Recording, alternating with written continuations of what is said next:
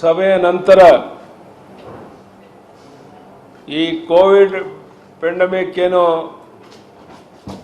ದೊಡ್ಡ ಪ್ರಮಾಣದಲ್ಲಿ ಹರಡ್ತಾ ಇದೆ. ಮಹಾರಾಷ್ಟ್ರವನ್ನು ಮೀರಿಸಿ ಬೆಂಗಳೂರು ಸುತ್ತಮುತ್ತ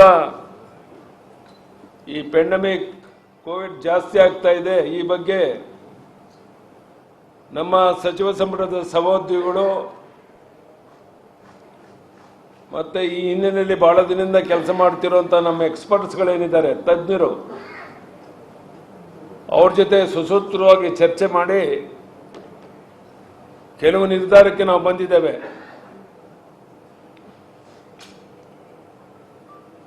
ಮೊದಲನೇದು, ಗವರ್ಮೆಂಟ್ ಹಾಸ್ಪಿಟಲ್ಗಳಲ್ಲಿ 18ರಿಂದ 45 ವರ್ಷದವರೆಗಿರುವಂತ ಜನರಿಗೆ ವ್ಯಾಕ್ಸಿನೇಷನ್ ಅನ್ನ ಫ್ರೀ ಸಪ್ಲೈ ಮಾಡ್ತೇವೆ. ಈ ಬಗ್ಗೆ ಹೆಲ್ತ್ ಡಿಪಾರ್ಟ್ಮೆಂಟ್ ರೂಪುರೇಷೆಗಳೇನಿರಬೇಕು ಅನ್ನೋ ನಿರ್ಧಾರ ಮಾಡ್ತಾರೆ. 45 ವರ್ಷದ ಮೇಲ್ಪಟ್ಟವ್ರಿಗೆ ಕೇಂದ್ರ ಸರ್ಕಾರ ಸಹ ಅವರು ಫ್ರೀ ವ್ಯಾಕ್ಸಿನೇಷನ್ ಕೊಡ್ತಾ ಇದ್ದಾರೆ. ಈ ಕೋವಿಡ್ ತಡೆಯೋದಕ್ಕೆ ಬಿಗಿ ಕ್ರಮವನ್ನು ನಾಳೆ ರಾತ್ರಿಯಿಂದ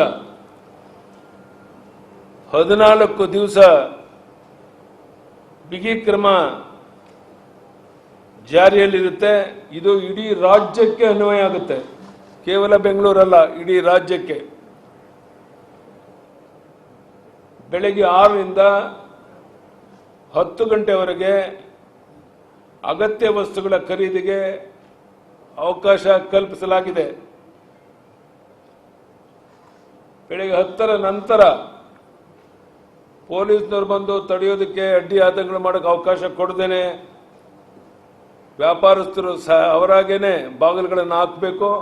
ಯಾವುದೇ ಗೊಂದಲಕ್ಕೆ ಅವಕಾಶ ಮಾಡಿಕೊಡಬಾರದು ಅಂತ ವಿನಂತಿಯನ್ನು ಮಾಡ್ತೇನೆ. ಮ್ಯಾನುಫ್ಯಾಕ್ಚರಿಂಗ್ ಸೆಕ್ಟರ್, ಗಾರ್ಮೆಂಟ್ ನೌಕರನ್ನ ಬಿಟ್ಟು, ಪ್ಲೀಸ್ ಅಂಡರ್ಲೈನ್, ಯಾಕೆಂದ್ರೆ 7-8 ಲಕ್ಷ ಜನ ಗಾರ್ಮೆಂಟ್ ಫ್ಯಾಕ್ಟರಿಯಲ್ಲಿ ಕೆಲಸ ಮಾಡ್ತಾರೆ. ಪಕ್ಕ ಕುಂತೋ ತೊಂದರೆ ಆಗಬಾರ್ದು ಅನ್ನೋಕ್ಕೋಸ್ಕರ ಮ್ಯಾನುಫ್ಯಾಕ್ಚರಿಂಗ್ ಸೆಕ್ಟರ್ ಮುಂದುವರಿಯುತ್ತೆ, ಗಾರ್ಮೆಂಟ್ ಬಿಟ್ಟು. ಕನ್ಸ್ಟ್ರಕ್ಷನ್ ಸೆಕ್ಟರ್ ಮುಂದುವರಿಯುತ್ತೆ, ಅಗ್ರಿಕಲ್ಚರ್ ಸೆಕ್ಟರ್ ಯಾವುದೇ ತೊಂದರೆ ಇಲ್ಲ. ಮೆಡಿಕಲ್ ಎಸೆನ್ಷಿಯಲ್ ಸರ್ವಿಸ್ ಮುಂದುವರಿಯುತ್ತೆ. ರಾತ್ರಿ 9 ಗಂಟೆಯಿಂದ ಬೆಳಗ್ಗೆ 6 ಗಂಟೆವರೆಗೆ ಈಗಿರುವಂತಹ ರೀತಿಯಲ್ಲೇ ಕರ್ಫ್ಯೂ ಮುಂದುವರಿಯುತ್ತೆ. ಎಲ್ಲ ಜಿಲ್ಲಾಧಿಕಾರಿಗಳು ಇದ್ರ ಬಗ್ಗೆ ಸೂಕ್ತ ಬಂದೋಬಸ್ತನ್ನು ಮಾಡಬೇಕು. ತಾಲೂಕ್ ತಹಸೀಲ್ದಾರ್ ನೋಡಲ್ ಆಫೀಸರ್ ಆಗಿ ಕೆಲಸ ಮಾಡಿ ತಾಲೂಕಲ್ಲಿ ಮತ್ತೆ ಇದು ಹರಡದಂತೆ ಬಿಗಿ ಕ್ರಮವನ್ನು ಕೈಗೊಳ್ಳಬೇಕು.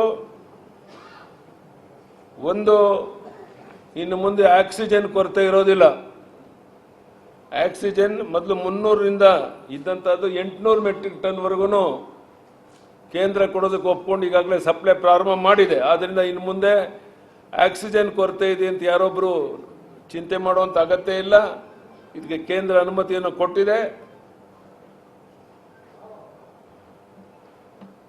ಈ ಓರಿಯಂಟೇಷನ್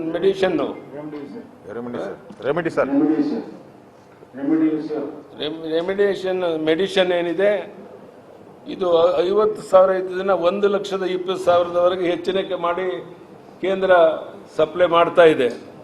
ಹೀಗಾಗಿ ಮೆಡಿಸಿನ್ ಸಪ್ಲೈ ಸಮಸ್ಯೆ ಇರೋದಿಲ್ಲ, ಆಕ್ಸಿಜನ್ ಸಮಸ್ಯೆ ಇರೋದಿಲ್ಲ. ರೈತರು ಬೆಳೆದಂತ ತಮ್ಮ ಹಣ್ಣು ಹಂಪಲುಗಳು, ತರಕಾರಿಗಳನ್ನು ಬೆಳಗ್ಗೆ 6 ಗಂಟೆಯಿಂದ 10 ಗಂಟೆವರೆಗೆ ಅವರು ವ್ಯವಹಾರ ಮಾಡ್ಕೊಳ್ಳೋಕೆ ಅವಕಾಶ ಇರುತ್ತೆ. ಇದೆಲ್ಲವನ್ನು ಉಪಯೋಗ ಮಾಡಿಕೊಂಡು ಜನರು ಸಹಕರಿಸಬೇಕು. ನಮ್ಮ ಮಾಧ್ಯಮದ ಸ್ನೇಹಿತರು ನಿಮ್ಮ ಶಕ್ತಿ ಮೀರಿ ಸಹಕಾರವನ್ನು ನೀಡ್ತಾ ಇದ್ದೀರಾ. ಬಹುಶಃ ಈ 14 ದಿವಸ ಈ ತಗೊಳ್ಳುವಂಥ ಬಿಗಿ ಕ್ರಮಕ್ಕೆ ತಾವೆಲ್ಲ ಸಂಪೂರ್ಣ ಸಹಕಾರವನ್ನು ಕೊಟ್ಟರೆ ಆವಾಗ ಒಂದು ರೂಪಕ್ಕೆ ಬರುತ್ತೆ ಅನ್ನೋ ವಿಶ್ವಾಸ ನನಗಿದೆ. 2 ವಾರದಲ್ಲಿ ಇದು ಕಂಟ್ರೋಲ್ಗೆ ಬರಲಿಲ್ಲ ಅಂದರೆ ಮತ್ತೆ ಮುಂದುವರಿಯುವಂಥದ್ದು ಅನಿವಾರ್ಯ ಆಗ್ಬೋದು. ಅದಕ್ಕೆ ರಾಜ್ಯದ ಜನ ಕಟ್ಟುನಿಟ್ಟಾಗಿ ಮಾಸ್ಕನ್ನು ಧರಿಸುವಂಥದ್ದು, ಅಂತರವನ್ನು ಕಾಯ್ದುಕೊಳ್ಳುವಂಥದ್ದು, ಮತ್ತು ಸ್ಯಾನಿಟೈಸ್ ಮಾಡಿಕೊಳ್ಳುವಂಥದ್ದು, ಈ ಕಡೆ ವಿಶೇಷವಾದ ಗಮನವನ್ನು ಕೊಡಬೇಕು ಅಂತ ಈ ಸಂದರ್ಭದಲ್ಲಿ ನಾನು ರಾಜ್ಯದ ಜನರಲ್ಲಿ ಕೈ ಜೋಡಿಸಿ ವಿನಂತಿಯನ್ನು ಮಾಡ್ತೇನೆ. ಜನ ಸಹಕಾರ ಕೊಟ್ಟರೆ ನನಗನ್ಸುತ್ತೆ ಇಡೀ ದೇಶದಲ್ಲೇ ಬೇರೆ ರಾಜ್ಯಗಳಿಗಿಂತ ಇಲ್ಲಿ ಈ ಕೊರೋನಾ ಪ್ಯಾಂಡಮಿಕ್ ಜಾಸ್ತಿ ಆಗಿರೋದ್ರಿಂದ ಅದನ್ನು ತಡೆಯೋದಕ್ಕೆ ಸಾಧ್ಯ ಆಗುತ್ತೆ. ಅದಕ್ಕೆ ಎಲ್ಲ ರೀತಿಯ ಸಹಕಾರವನ್ನು ಎಲ್ಲರೂ ನೀಡಬೇಕು ಅಂತ ನಾನು ವಿನಂತಿಯನ್ನು ಮಾಡ್ತೇನೆ.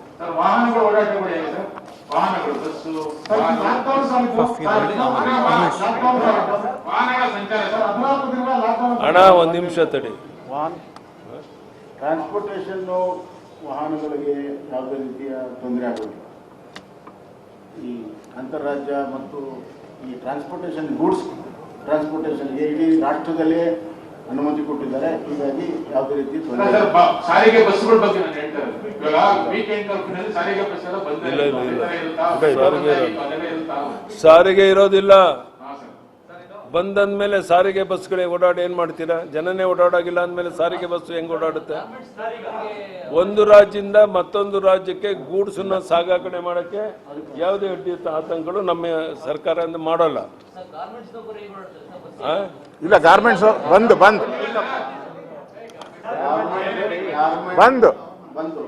ಗಾರ್ಮೆಂಟ್ಸ್ ಬಂದ್ ಗಾರ್ಮೆಂಟ್ ಬಂದಪ್ಪ.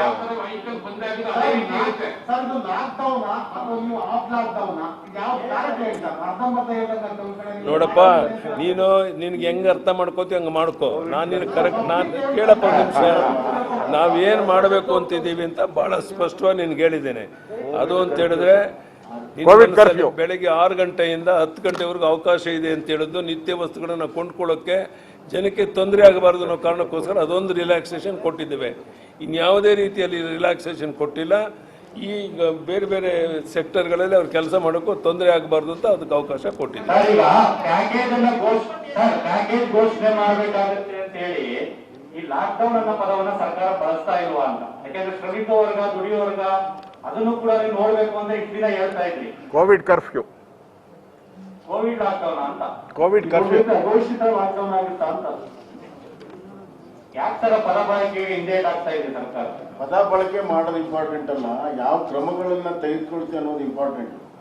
ಹೀಗಾಗಿ ಇವತ್ತು ನಮ್ಮಲ್ಲಿ ಒಂದು ನಿಮಿಷ ಸುದೀರ್ಘವಾಗಿ ಚರ್ಚೆ ಆದ್ಮೇಲೆ ಇಲ್ಲಿ ಜೀವನೋಪಾಯಕ್ಕೆ ಬೇಕಾಗಿರುವಂತ ದಿನನಿತ್ಯ ಇದಕ್ಕೆ ತೊಂದರೆ ಆಗಬಾರ್ದು ಅಂತ ಟೈಮಿಂಗ್ ಅನ್ನ ಕೆಲವು ಕೊಟ್ಟಿದ್ದಾರೆ. ಎಕ್ಸಂಪ್ಷನ್ ಕೊಟ್ರೆ ಮಿಕ್ಕಿದೆಲ್ಲವೂ ಕೂಡ ನಿಷೇಧ ಆಗಿದೆ. ರಾತ್ರಿ ಕರ್ಫ್ಯೂ ಕೂಡ ಕಟ್ಟುನಿಟ್ಟಾಗಿ ಜಾರಿ ಆಗುತ್ತೆ. ಇದು ಬಹಳ ಸ್ಪಷ್ಟವಾಗಿದೆ. ಇನ್ನು ಅಣ್ಣ ಒಂದ್ ನಿಮಿಷ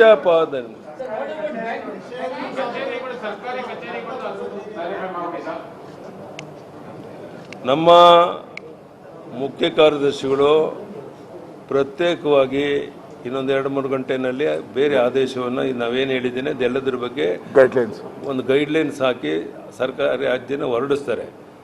ಇನ್ government hospitals for 18 to 45 years or age, vaccination will be given free of cost. Health department will draw guidelines. Strict measures to control COVID pandemic will be taken. From tomorrow night till next 14 days, there will be closed down for whole state. 6 a.m. to 10 a.m. essential commodity shops will be open. After 10 a.m. all shops will be closed. Agriculture sector, manufacturing sector, except garments, construction sectors, medical and essential sector will continue to operate. All DCs and Tahsildars to take strict measures. No shortage of oxygen. Government of India has increased daily quota from 300 to 800 metric tons. Regarding central of COVID pandemic, Cabinet has taken decision after consulting expert committee also. We have discussed with the expert committee also. Thank you, sir. Then ಸರ್ಕಾರಿ ಕಚೇರಿಗಳು ಮತ್ತೆ ಬ್ಯಾಂಕುಗಳ